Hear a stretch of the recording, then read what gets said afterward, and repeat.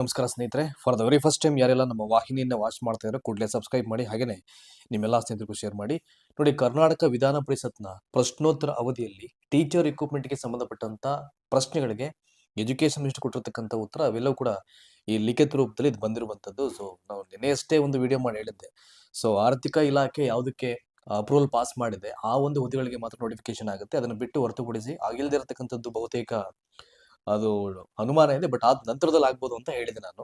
So ತುಂಬಾ ಜನ ಇದು ಹೆಂಗ್ ಸಾಧ್ಯ ಸರ್, ಅದು ಮುಂಚೆ ಎಲ್ಲ ಹೇಳ್ತಾ ಇದ್ರು ಎರಡೂ ಭಾಗಕ್ಕೆ ಅಪ್ರೂವಲ್ ಪಾಸ್ ಆಗಿದೆ ಹಾಗೆ ಹೀಗೆ ಅಂತ ಅಂದ್ಬಿಟ್ಟು. ಸೊ ಖಂಡಿತವಾಗ್ಲೂ ನೀವು ಗೊಂದಲಕ್ಕೀಡಾಗಬೇಡಿ. ನೋಡಿ, ಇಲ್ಲಿ ಇವತ್ತು ಕೂಡ ನಿಮಗೆ ಕ್ಲಾರಿಫಿಕೇಶನ್ ಕೊಡ್ತೀನಿ. ಸೊ ಏನ್ ಮೆನ್ಷನ್ ಮಾಡಿದ್ದಾರೆ ಈ ಕಾಪಿಯಲ್ಲಿ ಅಂತ ಅಂದ್ಬಿಟ್ಟು.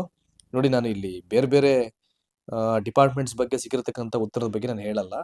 ಅಂದ್ರೆ ಈ ಶ್ರೀ ಸಶೀಲ್ ಜಿ ನಮೋಶಿ ಅಂತ ಅಂದ್ಬಿಟ್ಟು, ಸೊ ಅವರು ಕೇಳಿರ್ತಕ್ಕಂಥ ಒಂದು ಪ್ರಶ್ನೆ ಇದು. ಇವನ್ ನೋಡಿ, ಇಲ್ಲಿದೆಯಲ್ಲ, ಇಲ್ಲಿ ಯಾವ ಕಾಲಮಿತಿಯಲ್ಲಿ ಈ ಹುದ್ದೆಗಳನ್ನು ಭರ್ತಿ ಮಾಡಿಕೊಳ್ಳಲಾಗುವುದು.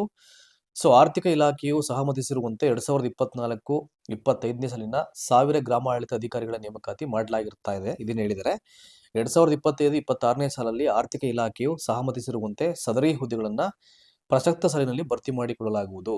ರೆವಿನ್ಯೂ ಡಿಪಾರ್ಟ್ಮೆಂಟ್ಗೆ ಸಂಬಂಧಪಟ್ಟ ಮಿನಿಸ್ಟರ್ಸು ಅವರ ಡಿಪಾರ್ಟ್ಮೆಂಟ್ಗೆ ಸಂಬಂಧಪಟ್ಟಂಗೆ ಕೊಟ್ಟಿರ್ತಕ್ಕಂಥ ಉತ್ತರ ಇದು. ಇನ್ನೊಂದು ವೆರಿ ಇಂಪಾರ್ಟೆಂಟ್ಲಿ ನೋಡಿ, ಇಲ್ಲಿ ಟೀಚರ್ ರಿಕ್ರೂಟ್ಮೆಂಟ್ಗೆ ಸಂಬಂಧಪಟ್ಟ ಹಾಗೆ ಇಲ್ಲಿ ಏನ್ ಹೇಳಿದರೆ ಯಾವ ಒಂದು ವಿಚಾರದಲ್ಲಿ ಬಂದಿರುವಂತದ್ದು ನೋಡಿ, ಇಲ್ಲಿದೆಯಲ್ಲ, ಇಲ್ಲಿ ಹಿಯರ್ ವಿ ಗೋ.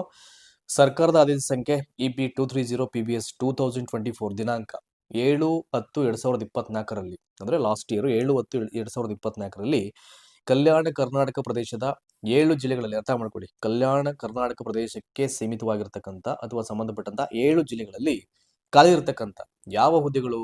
ಪ್ರಾಥಮಿಕ ಶಾಲೆಗಳ ನೋಡಿ ಎಷ್ಟು ಹುದ್ದೆಗಳಿರುವಂತದ್ದು, ಸುಮಾರು 4888 ಹುದ್ದೆಗಳು ಪ್ರಾಥಮಿಕ ಶಾಲೆಗಳ ಹುದ್ದೆಗಳು, ಹಾಗೂ ಪ್ರೌಢಶಾಲೆಗೆ ಸಂಬಂಧಪಟ್ಟ ಹುದ್ದೆಗಳು 385 ಹುದ್ದೆಗಳು. ಇವೆರಡನ್ನು ಒಟ್ಟಾರೆಯಾಗಿ ಕ್ಲಬ್ ಮಾಡ್ತು ಅಂತಂದ್ರೆ ಸುಮಾರು 5267 ಹುದ್ದೆಗಳನ್ನು ಮಾತ್ರ ಭರ್ತಿ ಮಾಡಲು ಅನುಮತಿನ ನೀಡಲಾಗಿದೆ. ಸೊ ಕೊಟ್ಟಿರುವಂತದ್ದು ಆರ್ಥಿಕ ಇಲಾಖೆ ಈ 5267 ಹುದ್ದೆಗಳನ್ನು ಮಾತ್ರ ಭರ್ತಿ ಮಾಡಲಿಕ್ಕೆ ಅನುಮತಿಯನ್ನ ನೀಡಲಾಗಿರುವಂತದ್ದು. ಬಟ್ ಈಗ ತುಂಬಾ ಜನ ಅಪ್ರೂವಲ್ ಪಾಸ್ ಆಗಿದೆ, ಈಗ ಪ್ರೆಷರು ಜಾಸ್ತಿ ಆಗಿರೋದ್ರಿಂದ ಯಾರೇ ಐ ಥಿಂಕ್ ಕ್ವಶನ್ ಅವರ್ ಆಗಲಿ, ಗಮನ ಸೆಳೀತಕ್ಕಂಥ ಒಂದು ಸೆಷನ್ ಆಗಲಿ, ಅಥವಾ ಮಾಮೂಲಿ ಪ್ರತಿ ಮಿನಿಸ್ಟರ್ಸ್ ಕೆಲವೊಂದು ವಿಚಾರಗಳನ್ನ ಹೇಳ್ತಕ್ಕಂಥ ಸಂದರ್ಭಗಳಲ್ಲಿ ಟೀಚರ್ ರಿಕ್ರೂಟ್ಮೆಂಟ್ಗೆ ಸಂಬಂಧಪಟ್ಟಂತ ಹಲವಾರು ಚರ್ಚೆಗಳು ಆಗ್ತಾ ಇದೆ ಈ ಸೆಷನ್ಸ್ ಅಲ್ಲಿ. ಲಾಸ್ಟ್ ಕಳೆದ ಸೆಷನ್ ಅದೇ ಆಗಿತ್ತು, ಈಗ ಬೆಳಗಾವಿಯಲ್ಲಿ ನಡೀತಿರ್ತಕ್ಕಂಥ ಸೆಷನ್ ಕೂಡ ಅದೇ ಪ್ರಶ್ನೆಗಳು ಇಲ್ಲಿ ಬರ್ತಾ ಇರುವಂತದ್ದು. ಹಾಗಾಗಿ ಸೊ HK ಡಿವಿಷನ್ಗೆ ಮಾತ್ರ ಇಲ್ಲಿ ಸುಮಾರು 5267 ಹುದ್ದೆಗಳನ್ನ ಭರ್ತಿ ಮಾಡಲಿಕ್ಕೆ ಅನುಮೋದನೆ ಕೊಟ್ಟಿರುವಂತದ್ದು. ಸೊ ಹೈದರಾಬಾದ್ ಕರ್ನಾಟಕೇತರ ಪ್ರದೇಶಕ್ಕೆ ಅನುಮತಿ ಸಿಕ್ಕಿಲ್ಲ ಅದು, ಬಟ್ ಅದು ಯಾವಾಗ ಸಿಗುತ್ತೆ ಕಾದು ನೋಡಬೇಕು. ಸೊ ಹೈದರಾಬಾದ್ ಕರ್ನಾಟಕೇತರ ಪ್ರದೇಶಗಳಿಗೂ ಕೂಡ ಒಂದು 5000 ಪೋಸ್ಟ್ ನ ಕಾಲ್ಫರ್ ಮಾಡ್ತೀನಿ ಅಂತ ಹೇಳಿದ್ರೆ ಅದಕ್ಕೆ ಇನ್ನೂ ಅಪ್ರೂವಲ್ ಪಾಸ್ ಆಗಿಲ್ಲ. ಈಗ ನೋಡ್ಬೇಕು, ಅದಕ್ಕೆ ಸಂಬಂಧಪಟ್ಟ ಹಾಗೆ ಯಾವುದೇ ಸ್ಪಷ್ಟತೆ ಇಲ್ಲ. ಈ ಒಂದು ಆದೇಶ ಮುಂಚೆ ಬಿಡುಗಡೆ ಆಗಿತ್ತು ನೋಡಿ, ಇಲ್ಲಿ ಹೇಳಿದ್ರಲ್ಲ, ಇಲ್ಲಿ 7/10/2024ರಲ್ಲಿ. ಸೊ ಅಲ್ಲಿ ಆಲ್ರೆಡಿ ಅಪ್ರೂವಲ್ ಪಾಸ್ ಆಗ್ಬಿಟ್ಟಿತ್ತು ಅವಾಗನೇ, ಯಾಕಂದ್ರೆ ಅವ್ರು ಮಾಡಂಗಿದ್ರೆ ನೋಟಿಫಿಕೇಶನ್ ಯಾವಾಗಲೂ ಮಾಡಬೇಕಿತ್ತು, ಅಟ್ಲೀಸ್ಟ್ ಆ ಭಾಗಕ್ಕಾದ್ರು. ಬಟ್ ಈ ಒಳ ಮೀಸಲಾತಿ ಈ ಪ್ರಕ್ರಿಯೆಗಳು ಯಾವಾಗ ಆರಂಭ ಆಗ್ತು, almost not only education department, even ಎಲ್ಲ ಡಿಪಾರ್ಟ್ಮೆಂಟ್ಗಳ ಒಂದು ಪ್ರೊಸೀಜರ್ಸ್ ಅಲ್ಲಿಗೆ ಸ್ಟಾಪ್ ಆಗುತ್ತೆ. ಅದು ಪೂರ್ಣ ಪ್ರಮಾಣದಲ್ಲಿ ಕಂಪ್ಲೀಟ್ ಆದ್ಮೇಲೆ ಒಂದೊಂದು ಇಲಾಖೆಗಳು ಅವುಗಳ ಪ್ರಕ್ರಿಯೆನ ಆರಂಭ ಮಾಡುತ್ತೆ. ಬಟ್ ಎಜುಕೇಶನ್ ಡಿಪಾರ್ಟ್ಮೆಂಟ್ ಮಾತ್ರ ಸ್ಟಿಲ್, ಯಾಕಂದ್ರೆ ಇದು ಸಾಕಷ್ಟು ಹುದ್ದೆಗಳಿಗೆ ಈಗಾಗಲೇ ನೋಟಿಫಿಕೇಶನ್ ಆಗ್ಬೇಕಿತ್ತು. ಅವ್ರು ಹೇಳಿರ್ತಕ್ಕಂಥ ಲೆಕ್ಕಾಚಾರ ನೋಡಿದ್ರೆ ಫಸ್ಟ್ 20,000 ಅಂತ ಹೇಳಿದ್ದವರು. ಇವಾಗೆಲ್ಲ ನೀವು ಕೌಂಟ್ ಮಾಡ್ತು ಅಂದ್ರೆ ಐ ಥಿಂಕ್ ನೋಡಿ, ಇಲ್ಲಿ 5267 ಹುದ್ದೆಗಳು, HK ಬಿಟ್ಟು ಬೇರೆ ಭಾಗಕ್ಕೆ 5,000, 10,000 ಅಂತ ಅನ್ಕೊಳ್ಳಿ. ಇನ್ನು ಏಡೆಡ್ ಬಂದ್ಬಿಟ್ಟು ಅದೊಂದು 3-4,000 ಮಾಡ್ತೀನಿ ಅಂತಂದ್ರೆ 13-14 ಆಗುತ್ತೆ. ಮ್ಯಾಕ್ಸಿಮಮ್ 15 ಆಗ್ಬೋದು ರೌಂಡ್ ಫಿಗರ್ ಅಂತ ಒಂದು ಅಭಿಪ್ರಾಯ ಇದೆ ಇಲ್ಲಿ. ಇನ್ನು 18,000 ಎಲ್ಲಿ ಇನ್ನೊಂದಷ್ಟು ಪೋಸ್ಟ್ ಅನ್ನ ಹೆಂಗ್ ಕ್ಲಬ್ ಮಾಡ್ತಾರೆ, ಏನ್ ಕತೆ, ಅದನ್ನ ಕಾದು ನೋಡ್ಬೇಕು.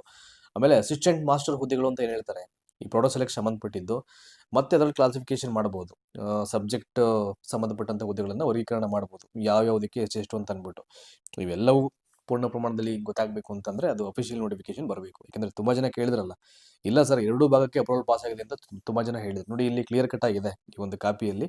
ಸೊ ಯಾವುದೇ ಗೊಂದಲಕ್ಕೆ ಈಡಾಗೋದು ಬೇಡ.